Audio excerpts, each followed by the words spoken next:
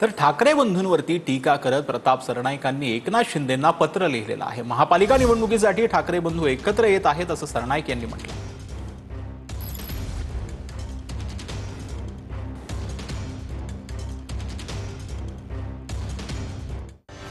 काही वर्षांपूर्वी हे लोक कुणाच्या हितासाठी वेगळे झाले होते। मुंबई महापालिका निवडणुकीवर डोळा ठेवून ही मंडळी एकत्र येत आहेत का? मेळाव्यातही स्वार्थाचा झेंडा आणि सत्तेचा अजेंडाच पाहायला मिळाला। मराठीची टोपी घालून अनेक वर्ष ठाकरेंच्या सेनेनं सत्ता उपभोगली आहे। मुंबई आणि मराठी माणसांनाच त्यांनी टोपी घालण्याचं काम केलं।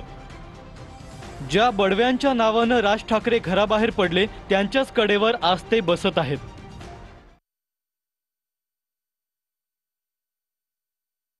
ही सगळी नौटंकी आहे। जे फोन करून बोलू शकतात ते पत्र कशाला लिहिण्याची गरज आहे? म्हणजे तुमच्यामध्ये काही बोलण्याचं हे नाही, संवाद नाही तुमच्यामध्ये।